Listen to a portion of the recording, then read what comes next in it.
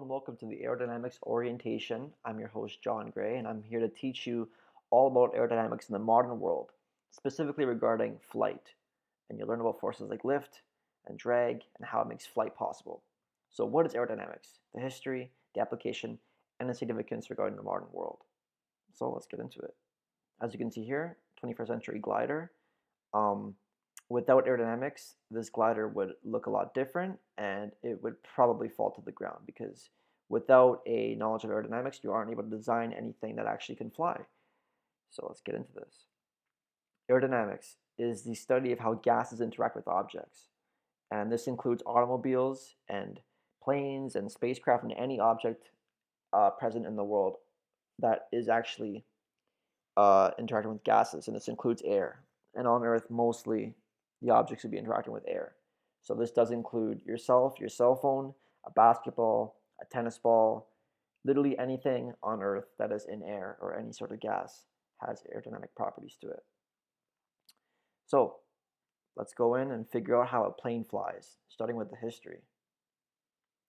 So dating back to prehistory, many not modern humans, but many ancient humans were able to identify, not on written paper, but it was clear that certain objects fell faster than others. So when leaves fell off a tree, it was clear that a wind would carry them and that they would fall much slower than, say, a rock. And people didn't know why this was. It wasn't until much later that many scientists figured out that leaves are just more aerodynamic and able to actually fly easier than a rock. A rock isn't very aerodynamic at all. You just drop it, it's not going to really, fly around at all. And if you drop in the wrong place, like your toe, then then you're going to get hurt. So Archimedes and Aristotle were the first people to actually identify properly fluid dynamics and how objects interact with air. However, they didn't really dive too deep into this, and then on, all the way through the Dark Ages, not much happened in science at all until Da Vinci came along and the Renaissance period. He around 1488 to 1485, Da Vinci drew up blueprints for about 3 or 4 different flying machines, or maybe more. However, they did not fly and they weren't made and didn't really contain that many quantitative calculations because obviously many laws, like Newton's laws, weren't around yet. Newton wasn't even born yet. So it was very hard to actually figure things out when there is no precedent at all, except for knowing that objects do interact with air, which is something that everyone knew. So his flying machine was called the ornithopter, and this is the ornithopter here. It's supposed to resemble, it kind of resembles a modern day helicopter, but some of his other flying machines included something like this that kind of you could see has a lot of moving parts here with the wings. So it was sort of like, oh, he knew that there was less dense and more dense mediums on bird wings. So obviously, if you had like a human bird that was relative to the human, then obviously you could probably fly. However, that never really happened with Da Vinci, and he believed that it could glide, but he could never get enough power to get the machines off the ground. And it wasn't until much later when this gentleman came along, Isaac Newton, an Englishman, who the work he did was amazing. However, he's given millions of people lots of gray hairs from all the crazy things that he's invented, like calculus and all his laws of motions. So in 1686, he developed his laws of motion, and Christian Huygens actually helped use these laws of motion to discover drag much later, about 40 years later. And this significantly helped define forces, including air resistance, which drag and air resistance are the same thing. They're just different ways of saying it.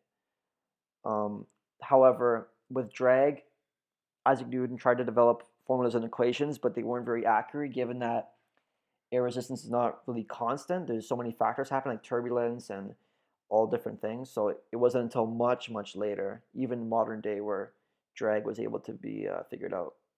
So this is a bit of a smaller point here is Hydrodynamica, which was written by Daniel Bernoulli and Leonard Euler 20 years later derived modern Bernoulli principle, which this was just regarding lift. and hydrodynamics is actually hydrodynamics, which is very closely related to aerodynamics, which is water dynamics pretty much. And since air is a fluid and water is a fluid, they're very similar. So that was a small point I'll get back to later. And then much later, this is a big moment. Sir George Cayley came along in the late 18th century, and he said, all right, well, let's use all these precedents and try to actually build a flying machine. However, there weren't any proper even steam engines back then. But this guy was a genius. So he said, okay, well, though I don't have thrust, I can somehow manage to get a thing flying in the air. And that he did. But first of all, he identified lift, drag, thrust, and weight, which are the four important forces that we still use today with aerodynamics. And his first successful flight was in 1804. However, it was an unmanned glider, and it was small. It wasn't really like a kite, but it was a bit bigger. But his first manned flight was apparently in 1849 by an unknown child pilot, which I think it's better to have that. It's a bit dangerous to have a child in a scary machine for the first time, so I think that's the reason why. Because if there was a known child pilot, then maybe he would have gone to jail for that, because that's a little bit illegal. But they did some crazy stuff back then, anyways. And his grandson was actually regarded as the first pilot ever. He flew a glider over a small valley. Apparently, one of the gliders he made also crashed, but I don't think it was too fatal. This is one of his gliders in 1853. So this guy was actually one of the first people to actually make proper flight with a heavier than air object. Obviously, hot air balloons are around by now, but the thing is, they weren't very easy to control. They were very, very hard to control. And because they weren't powered, it was just hot air rising. And then 1903, the big one came, where Orville and Wilbur Wright, two Americans, finally made the first successful powered flight. However, though this was a powered flight, it is regarded that the first reliable and modern aircraft was made in 1909, also by the Wright brothers. But as you can see here, I'm not sure if you can see that, but there's a track, and the way that this would work is the plane would launch off with a weight, kind of like an elevator a little bit, and it would just get propelled because the engines were not strong enough, and there was no runways back then either to actually let this thing have enough lift to get off the ground. And these are the two gentlemen here. So let's go on to physics principles. So how does a plane actually fly? Well, like I said before, there are four forces, and they're your aiding forces, and then the ones that pull you back. So lift and weight, thrust and drag. And when these are all equal, the plane will maintain the altitude and maintain speed as well.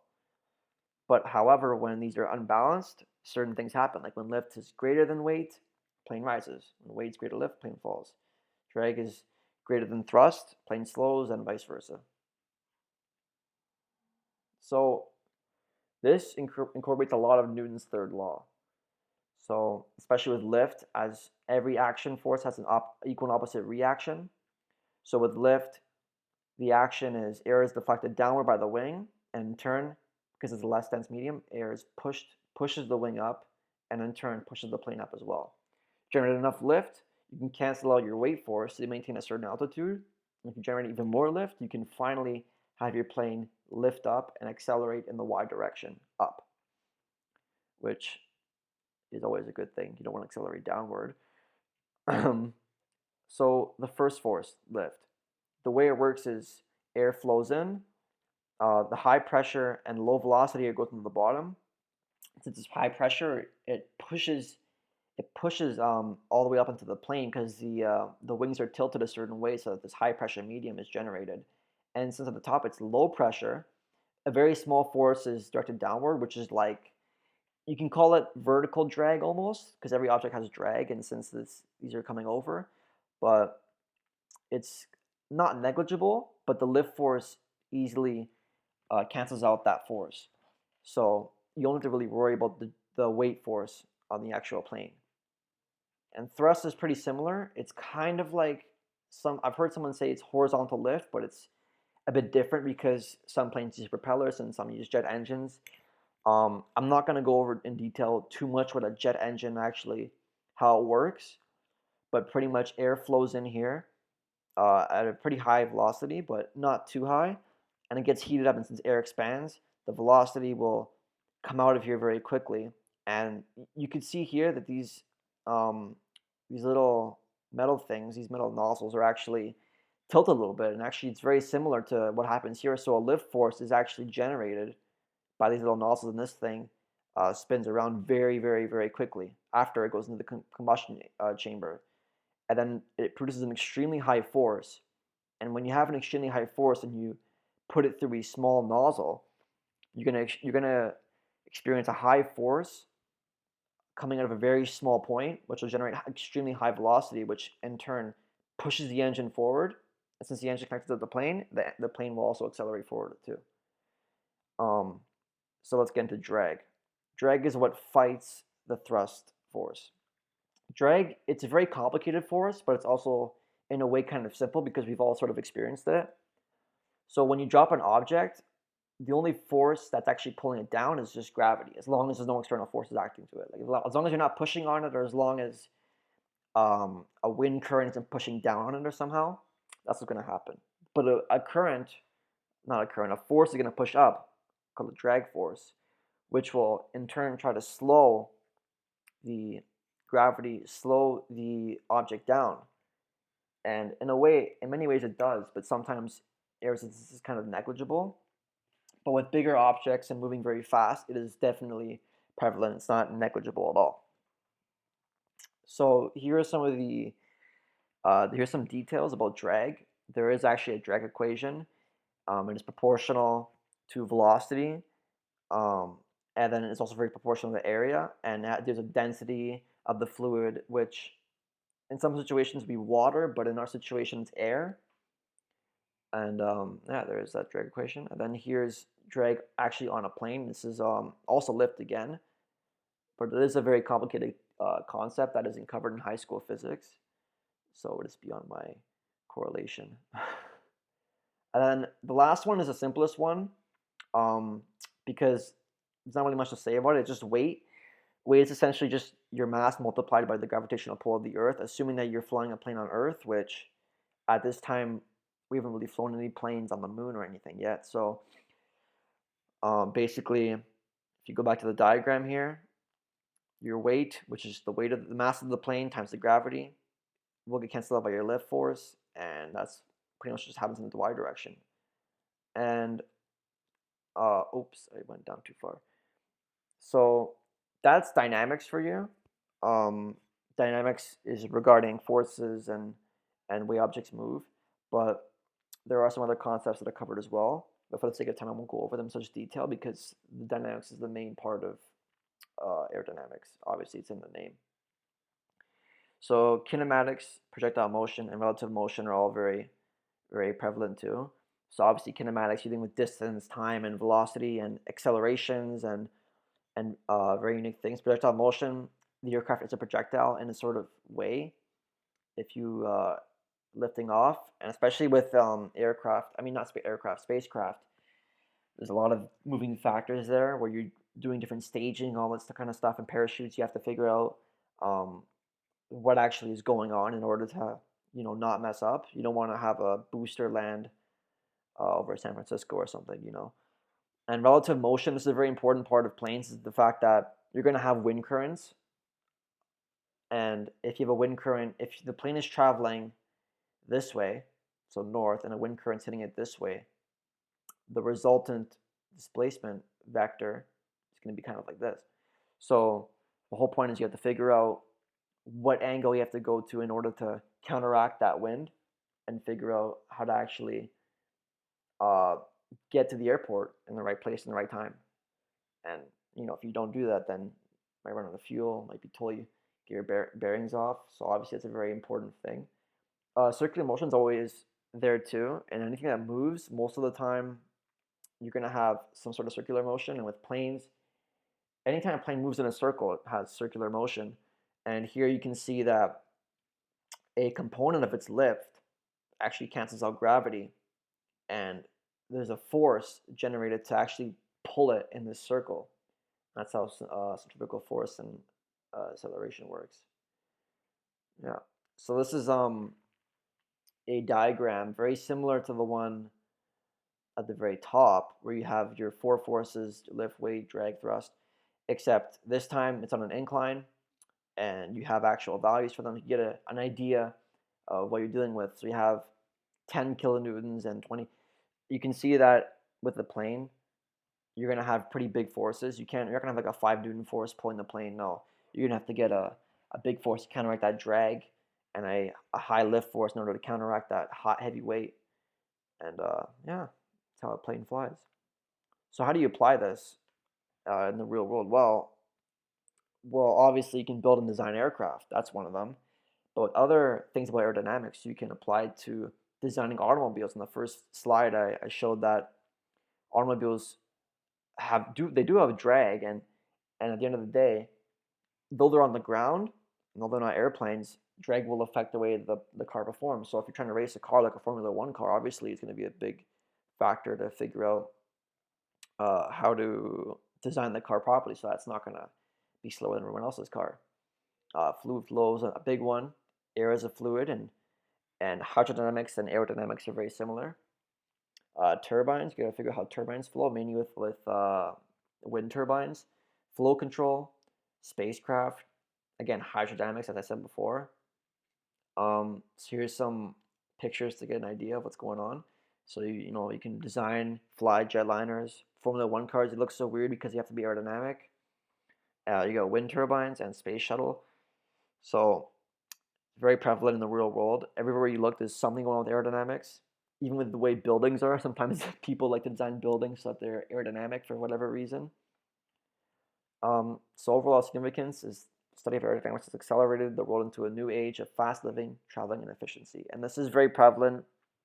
Back in the day, 100 years ago, would you get on a flight across the Atlantic? No, you'd get on a boat, on a cruise, something like the Titanic, and it'd be wavy and disgusting, and it's a long ride. But in the day now, travel has become so much more attractive and so much more common because though it's at a bit of a higher price, you're traveling for such a short period of time and it's so efficient. However, they haven't really made the airports efficient yet, so I guess it kind of levels out. But once they figure that out, then I guess it'd be a lot better, worth the money, I guess. So for the future, aerodynamics is not a dying breed. It's not. It's none of the aerodynamics physics are dying, but aerodynamics is definitely growing in both the space and I guess you could say ground worlds. And one of the things is the N3X designed by NASA, which is a hybrid electric and hybrid wing aircraft concept. However, this is just very early development. This is just an example of something very awesome that could be coming soon. Uh, but when NASA says coming soon, they could mean like 10 years from now. So here's a quote from the article. These electric motors will drive the distributed fans to lower fuel burn, emissions, and noise. So obviously, one issue with aircraft makes them so unattractive is the fact that they're so loud and that they're expensive, and that the plane tickets are also very expensive too, and they only can carry like 100, 200 people. So at the end of the day, if you want to really expand air travel and make it accessible to everybody, you got to lower those prices, get more efficient planes, get more not physically attractive planes, but definitely more practically attractive. If you're driving over a highway and you hear it's not very doesn't make you go, oh, that's a nice plane. No, it's kind of annoying. And trust me, if if you're trying to sleep and there's a plane going over your head 20 times, you're not gonna have a very nice sleep. So obviously that's something in the future that people got to look out for. Uh, to end this off, I'm just gonna say aerodynamics is alive, well, and it's definitely here to stay. Thank you for listening.